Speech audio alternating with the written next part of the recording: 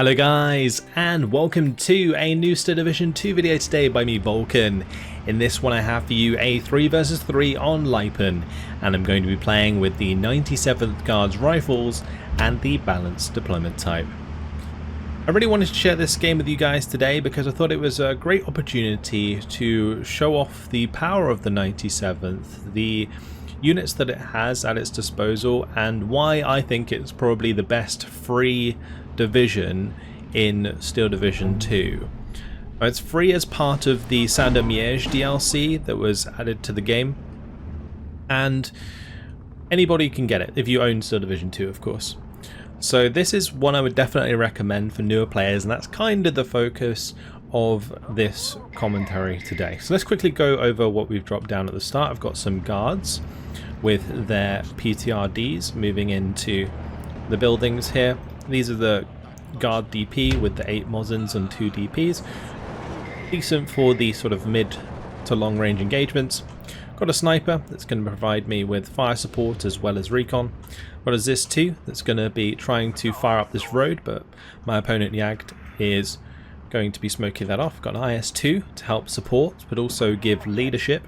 That's this little star in the top left that's providing this circle that's providing us with leadership. And then I've got a 37mm AA piece which is providing my AA early on, and I'm going to keep that near the IS-2 at the beginning of the game so it can benefit from that veterancy. And then I've got 2 more guards DP on the left with another sniper and a leader to make sure they have extra veterancy. And on the left hand side here, where it's the forest, I'm going to be using the Sapere. So the Sapere, they have the SVTs and the DP as well as 2 PPSH, which are decent for close range engagements. But of course they also have the TNT, and that TNT is super important. Now here you can see the engagement where I threw the TNT and Yagd managed to retreat his pioneers, so I took more damage than he did. Making sure you can time the retreat is really important. So when you're engaging like this, veterancy might make it difficult. You see the bar is filling up. When it reaches about a third of the way up, it enables you to fall back, and if you're going pioneer versus pioneer unit, i.e. 2 units with TNT, you want to make sure you're running as soon as you see the enemy throw it. And you can see when the enemy throw it by clicking on them, and you can see their status of their weapons. So in this case we're clicking on the Flakkampftruppen, and we can see that they were using their cars and their machine gun. Same deal here, pioneer firing and reloading their Kar 98s and MG. In this case, great engagement for me, heavy cover to light cover engagement, allows the Sapere with their SVTs and DPs to do really well. I'm going to be trying to push up on the right hand side, and this is going quite well for me as well because I'm using 2-star guards against what are disheartened infantry. The disheartened infantry icon is this black icon with the heart on it, and that makes them take extra suppression under fire. So the guards here doing a great job. So yeah, the main reason I wanted to share this game was basically as an example of a really strong division that you could play after maybe getting relatively good at the game and familiar with the keybinds from playing medium AI. I usually say if you can beat medium AI, you're probably going to be good enough to jump into a 10v10. And then if you can do well in 10v10s, then you're probably going to be okay in 4v4. And if you can do okay in 4v4, then 3v3, 2v2, and then 1v1. 1v1 probably the hardest game mode in Steel Division 2 just because it's much faster paced than the team games are in general. So yeah, just bear that in mind. But the meta is very different, so there's a lot more to learn as well. Regardless, as you can see, engagements going backwards and forwards here. We are kind of moving forwards, engaging enemy infantry, having to fall back because of Yagd's artillery coming in. On the left hand side, I'm trying to move forwards, get some damage onto his infantry, but I'm getting forced back on the left hand side because he's brought up a vehicle here, which is putting on some pressure. I'm going to be bringing up an OB. The OB was going to be kind of covering the left hand side, and also if I attack, move it to the left, it can also eventually shoot up this road as well, so that's helpful. Panzer IV has arrived opposite us on this road. My IS-1 is in a bit of a weird position right now. Currently just using it for leadership and close range engagement versus this Panzer IV. But the ZIS-2, if I can squeeze it up, might be able to get a shot onto the Panzer IV further up. ZIS-2s are nice because they have 1,750 meter range with their AP shell. This is something that is important to note. The APCR shells on these AT weapons are often shorter range than their standard AP counterparts. So in this case, the APCR shell of a ZIS-2 is only 1,000 meters. And that's pretty significant. IS-1 versus Panzer IV. Not the best engagement for me. The 135 millimeters of penetration does have a penetration chance against the 160 millimeters of frontal armor of the IS-2. If you're wondering how you get the values up on the right hand side, if you press escape, go to options, there is an armor values option, I guess, yeah, that you can turn to yes, and then you'll get these values on either side. And the values are penetration chance of their main weapon and the frontal armor. So in that case, 75 millimeters of frontal armor, which wasn't good enough to deal with the 120 millimeters of penetration from the AP shell, because that's what I was firing. It will always show the highest penetration of a weapon type. So in this case, the 185 is only the APCR shell that can fire at 1,000 meters. The AP shell is only 120 millimeters penetration, but at 1,750 meters. Now, you've also got to bear in mind that as you get closer to a target, the penetration value goes up. So a lower penetration gun with longer range can be more effective than a higher penetration gun with shorter range at close range. That probably sounds really confusing, but hopefully you get what I'm trying to get across. Anyway, another sniper going to be coming up. This sniper was getting low, so I decided to bring up another. Making sure I have recon is super important. You can see I've also invested into these 120mm mortars. The Soviets have pretty good mortars. Some divisions can get them with radios, which is even better. In this case, not radio mortars, just standard mortars, but 120mm mortars are good because they have nice blast, and blast is basically the AoE radius of an explosion. So although they have quite a wide spread, they can pin down a large area, and if they do happen to hit anything directly, they can do a significant amount of damage. So 120mm mortars in this case, really helpful to have. So Panzer IV, Flakkampftruppen currently engaging the guards here. It's difficult for me to get this IS-2 into position. This Panzer IV is damaged. If you zoom in on a unit, you can often see if they're damaged, and in this case you could see that it had turned a bit sort of grey and rusty. That is a good indicator that it's lost health. Every tank in the game does have a health value. Heavy tanks have 12 health. Medium tanks have 10 health, and light tanks have 8 health. And that's why when you look at guns, they have a damage value, and this shows how much health they take off the enemy. So in this case, the IS-1, if it were firing at the Panzer IV, would deal 8 damage, and that means it would take 2 shots to kill a Panzer IV. The Panzer IV shooting me, again, does 8 damage, but I think the IS-1 has 12 health, so it would have to, like, it would still only take 2 shots, obviously, but it would take more punishment from artillery as well, because HE can still damage armor. That's why you'll see people use rockets and mortars even on attacking tanks, because you can chip down the health of a tank over time with those ordnance. Anyway, my 37mm there, I'm going to be forcing back this AR-196. We are going to be up against Festung Dunkerque, which is a newer division.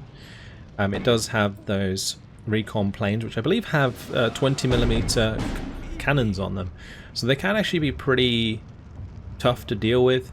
They can strafe your ground forces quite nicely, and they can head on enemy aircraft.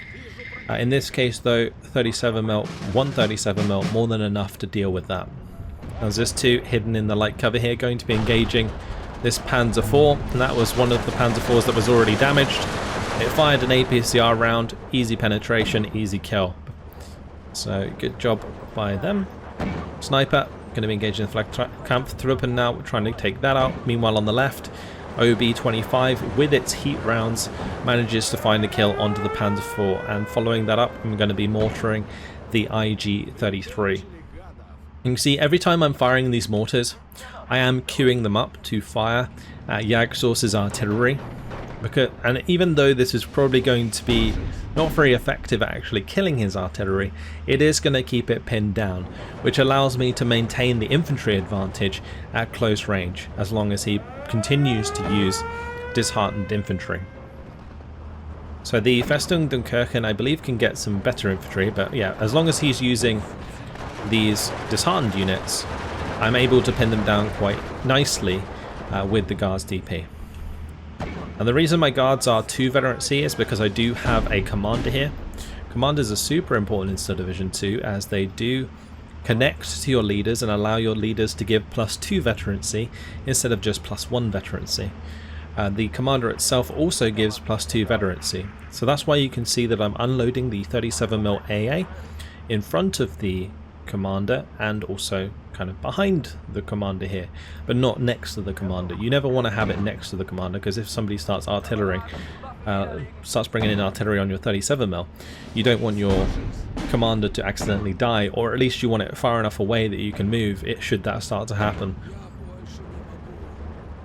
Panzer IV causing me a little bit of issues on the left side here. My Guards going to be pushing back up on the far left in the forest, and they're going to be able to put pressure onto this flag and take it for myself. The next flag that I want to take is of course this one on the far side of the town, so we're currently trying to work towards that. And since we have moved into phase B, we're going to get access to the Strafniki, and this is another really strong unit of this division. The Strafniki is a 20-man unit with 3 PPSH, 13 Mosins and 3 DPs. Also has a PTRD, enabling it to deal with light armor. And that amount of men gives them significant firepower, especially in the medium range against enemy squads. So really difficult to get rid of and deal with. And I've got plenty of these squads now moving through with the IS-1. This IS-1 currently creeping up. I'm hoping to potentially be able to sneak it through the back garden of one of these houses using the light cover to get a shot onto the enemy tank there. But here comes Saethor. Saethor's going to be trying to drop the Kargarat on me. Saethor is currently using the Fallschirmpanzer Hermann Göring. They do get access to the 600mm Kargarat, and I'm going to guess that he's placing it here. So you can see that I am now moving all of my units away from that area. I don't want to move every unit though, so I am going to keep my Strafniki there, my Razvedosor, just so that I can keep shooting at the enemy units. The rest of my units, they're all going to fall back. I've got a couple of Razvedosor that are going to be trying to push around the right hand side, and now we're just going to sit and wait and see where that lands. I'm just hoping that he didn't obviously put it over on this side, otherwise I just drove everything into it. But since this is where the road is, and this is where most of the combat was happening, you can see the Kargarat comes down right on the road there, demolishes so many of the buildings. The leader goes down. The Razvedosor took it straight to the face, and the Strafniki almost wiped out. On the left hand side, things are not ideal.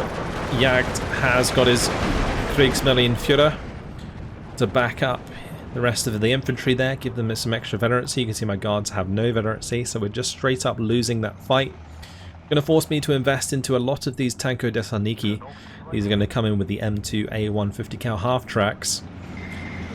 These are close range infantry squads that have Molotovs, so I'm going to be trying to utilize them to take back this forest after my Guards have fallen back.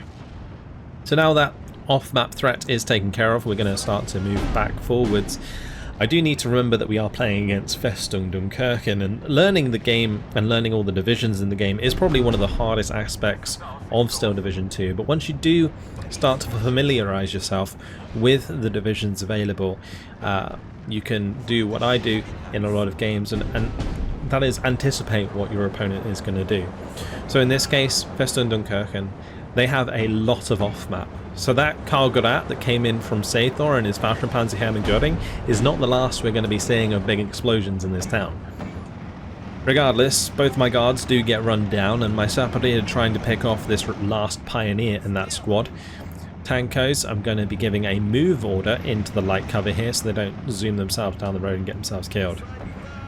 Meanwhile, guards are trying to get over to the left hand side here, but the IG-33 still causing me issues across the river.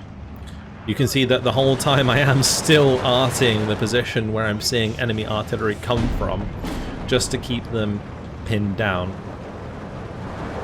All the while, building up more and more troops, investing a lot into these Strafniki. The Strafniki, they're not cheap, 35 points for that 20-man squad, but they are really, really effective, and they can kind of overwhelm your enemy quite nicely if you can get a critical mass. And at the moment you can see that's exactly what's happening in the town here. These Jagdkampf, which are actually pretty good units, just not able to get the job done. 12 strength squad, 2 MG42s, Gewehr 43s and Panzerschrecks. Really strong squad. In this case, Jagdsource not providing them with enough veterancy really, so they're kind of losing out to the Guards DP and my Strafniki sometimes shooting them on the way up. Now I'm going to be backing myself up with a couple more leaders, Vizivod on the way. And this is something that you'll see people do quite a bit in Steel Division 2. You'll supplement your leaders in the infantry tab with infantry or with leaders in the artillery tab. Now Vizivod got changed, well, the artillery leaders got changed, so they cost a little bit more now, they're 50 points.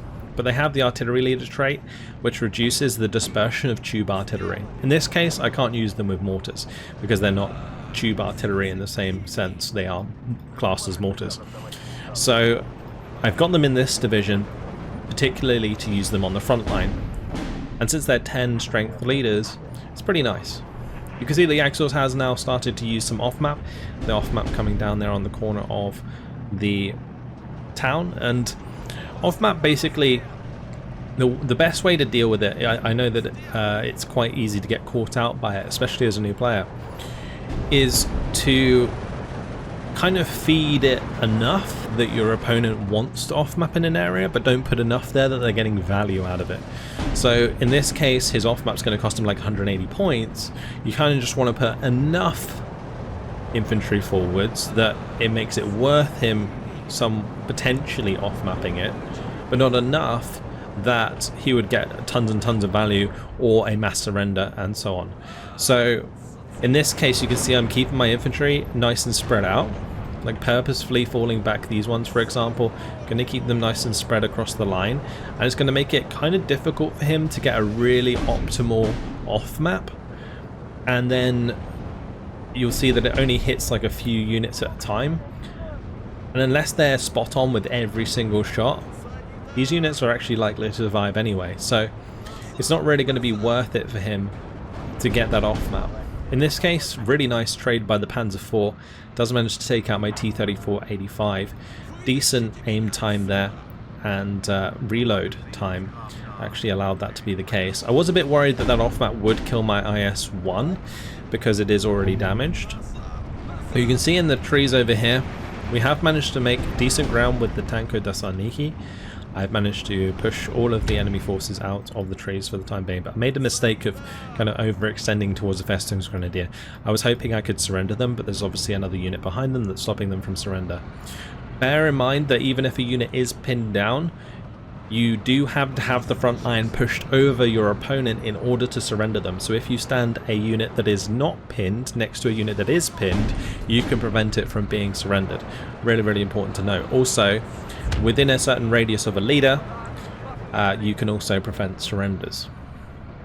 Anyway, as the game's gone on, you can see it's come back to a 13-13 in the game so far. We're just about to move into Phase C though, and I'm going to have some tricks up my sleeve as the 97th, namely the 132mm off-map, which is extremely strong, and since Jagdsource has been using his off-map against me from the Festung Dunkirchen division, I'm feeling generous and I shall return the favour.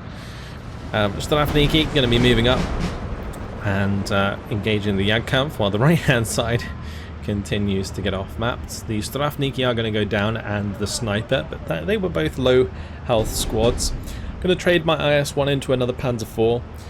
Technically the IS-1 in this case traded 2 Panzer IVs for itself, so I'm not that concerned about that loss. The only issue really is the lack of a leader there now. But Strafniki's going to be replacing the units on the right, and the IS-2 1944 coming up to back us up. Now this is another reason that I kind of recommend this division to newer players, because the IS-2 1944 is the Allied armoured unit with the most front armour, I think. I don't think there's anything else on the Allied side that has more front armour than an IS-2 1944. And that means that pretty much anything except like Pak 43 units can penetrate it. So like Pak 43s can penetrate it, Elephants can penetrate it because they use the Pak 43 basically, and King Tigers can penetrate it. And other than that, the IS-2 is pretty much impervious to like most armor on the Axis side, and it becomes a real hard thing to deal with. And you can use them quite aggressively because the closer you are to the enemy, the more accurate you're going to be. And because their main gun has a 12 damage shell on the AP, it means you one-shot every enemy tank, including King Tigers. So all you got to do is penetrate. And you're only going to penetrate a King Tiger if you're close enough. At range, IS-2 1944s are actually going to lose to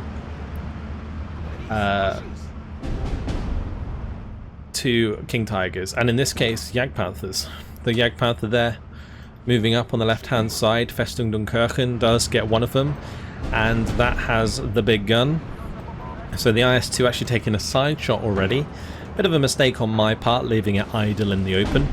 Never leave your heavy tanks idle in the open. They're only going to get like hit by artillery, airstrikes, or somebody's going to sneak an AT gun up on it. So yeah, you never want to keep it really out in the open unless you're keeping an eye on it and microing it. If you're going to take your eye off it, have it like either reverse, well out of range, like I'm doing here, or just like move it into like cover or behind some cover, like behind this town or something like that. Just don't have it as an easy target. Keep it at range. Anyway, Jagdkampf causing me a little bit of problem here because my guards do not have leaders to back them up, and the Jagdkampf are currently 3 vet. So losing out on the infantry engagement. Infantry veterancy is extremely important.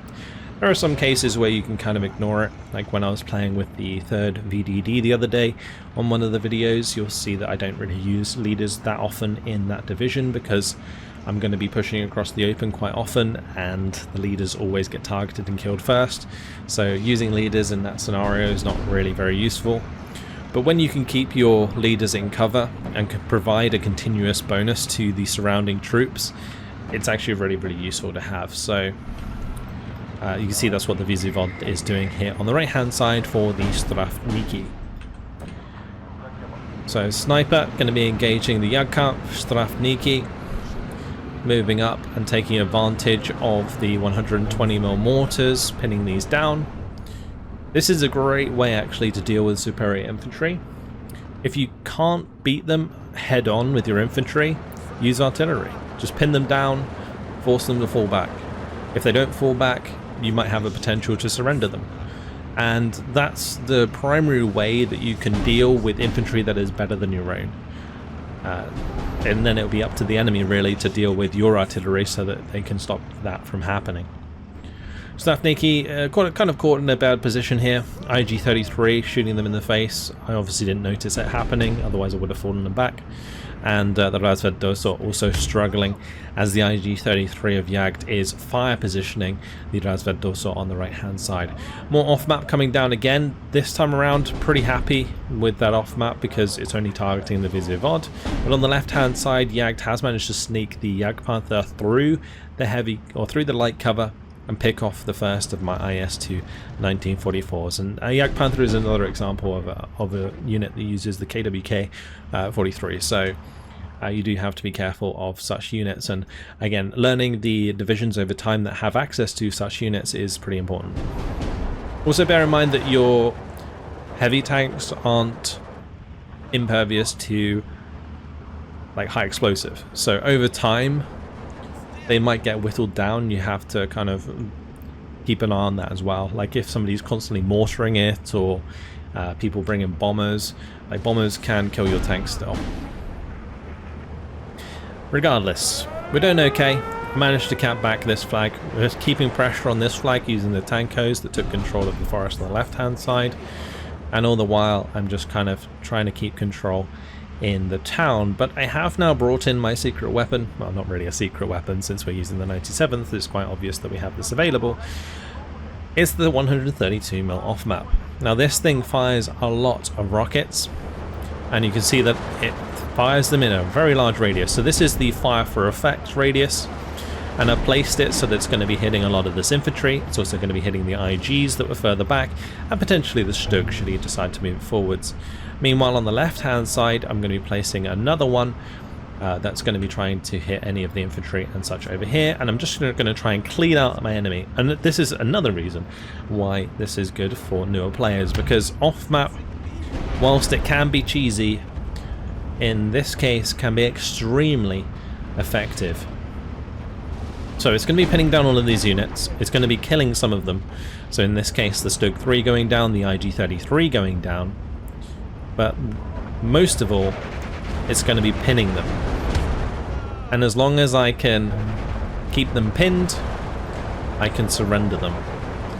So I'm going to be trying to time this with the off-map finishing, so that as the infantry retreat, we can go in for a mass surrender, and you'll see that all of this infantry is going to surrender to that guards unit in the truck there. I'm going to be able to get the Kriegsmarine and the Jagdkampf as a follow-up.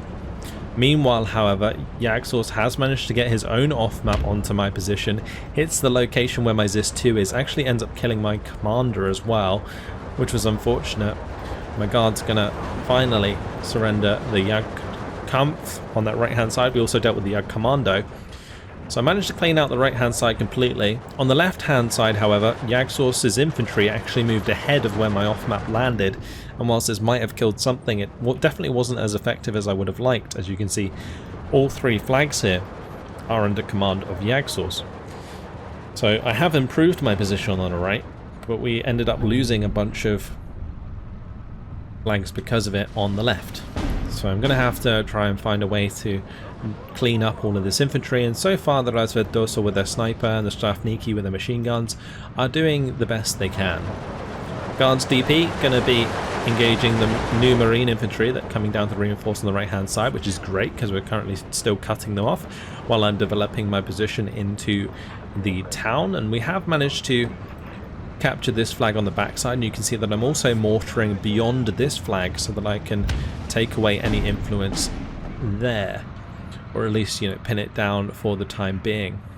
That was the two massive off maps that the 97th have to offer, and in this case the right hand one was actually very, very effective. Guards going to be finding the Jagdkampf at close range. The Guards DP, they only have 1 PPSH, but it is still better than the MP40 that the Axis have, and they have actually been buffed even more recently. That's why the VDD are extremely good these days. Razveddosa finding another unit here that has found its way into probably one of the last remaining standing buildings in this town. It's turned into an absolute wasteland as the mortar fire continues to come down and the off-map just absolutely crushed the rest. M2A1 half-tracks coming up to support this. I was going to try and sneak a couple behind the buildings here to maintain pressure on this flag. We're currently 16 to 10. Over time, because I've managed to contest some of these flags, it has been breaking down the enemy's tickets. And on the left tack he's doing pretty well as well, so he's managed to catch a couple of flags there. Capture, I should say. IS-2 moving up, decided to bring in another. Definitely would make short work of these Stugs, which would struggle to penetrate the 180mm of frontal armor. And you'll notice the IS-2s can one-shot any tank. So there we go, Stug 3 takes one to the face and goes down. And there isn't really much that Jagd has here that can deal with the IS-2. Even a Panzerschreck has the potential to bounce off the front of an IS-2. Infantry AT weapons still are probably one of the scariest things to deal with an IS-2, but as long as you're smart and don't get it too close to enemy infantry, you should be okay.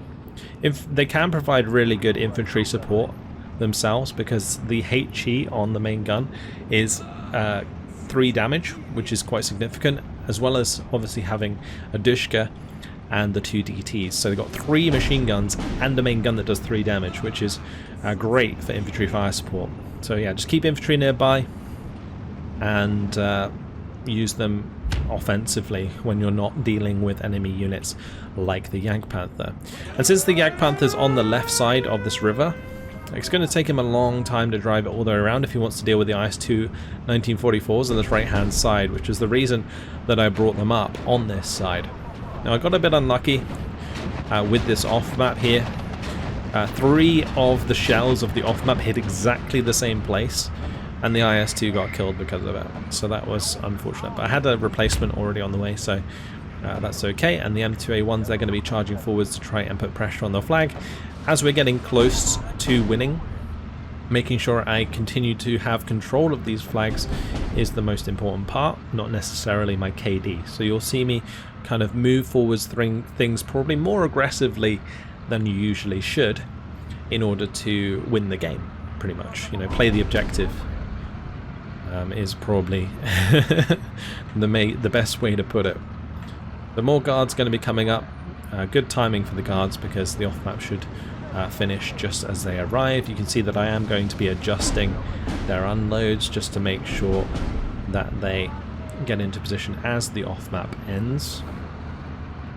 Now, there is a chance potentially that like a stray shot could land just where those guards were coming in, because you can see they landed here and here. But I kind of trusted that they would be okay. It's kind of just RNG at the end of the day. Another IS-2 going to be on the way. So since we are in Phase C, you know, 155 points per minute does definitely make it more affordable to bring in one of these 220 point tanks, and that's why quite often you'll have to wait till sort of like the mid to late game to see heavier tanks. When it comes to like King Tiger divisions, you can only bring King Tigers in from Phase B now. I don't think there's a division that has them in Phase A anymore, since the 21st was had theirs removed from Phase A.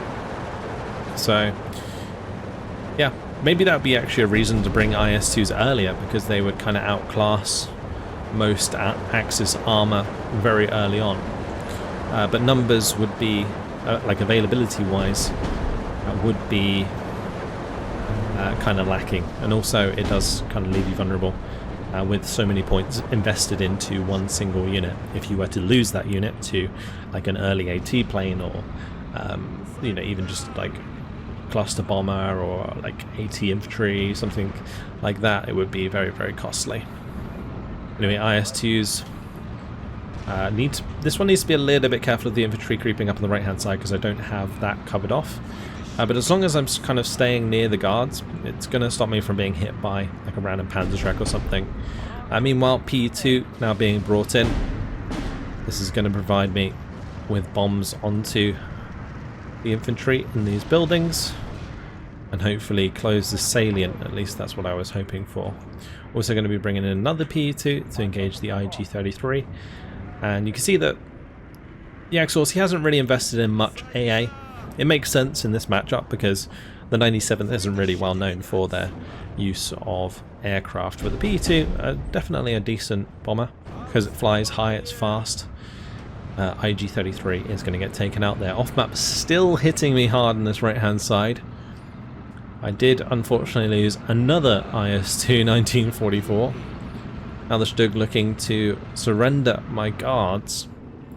T-34's on the way to back me up. On the left-hand side, another P2 coming in. This time bombing this unit. And again, just trying to capture these flags and hold them long enough so that we can win the game. And with 5 seconds left on the clock, that's going to be all she wrote for this one. And there we have it. A nice game with the 97th Guards. 34 minutes 56 seconds, and hopefully this was somewhat informative. You can see that the KD for me actually negative. 2,686 kills, 3,230 losses. But I did lose a ton of IS2s at the end there to the off-map and side shots and stuff. So you do have to be a little bit careful with the IS2s. In this case, kind of being incredibly aggressive with the IS2 9044s towards the end because we were already close to winning. So the negative KDs don't really matter. It's like same with Grim Guy, like he went negative, but I'm sure he was just like pushing for the flags at the end. And Taki on the left-hand side, you know, just did well throughout the game. So good job to him. In terms of kills and losses, this two did well for us. You can see this off-map hit really, really nicely, killing both the IG-33s and the Stug 3. Guards DP, when they get veterancy, very efficient squads. Don't sleep on your veterancy for infantry. You'll see that all of the infantry that does manage to get kills usually has veterancy. And in this case, Yag's off-map was relentless. You've got to watch out for units like Dunkirken, Festung Dunkirken, divisions like Festung Dunkirken, because the amount of off-map they have, it can be quite oppressive. But in this case, 97th also has the 132mm off-map, which certainly pushed Jagd out of position for a significant amount of time. And it's, again, another reason that I recommend the 97th. Good IS-2s, good off-map, decent infantry, and relatively simple to play. Hopefully you guys enjoyed it. Thank you very much for watching, and I'll see you in the next video. Goodbye.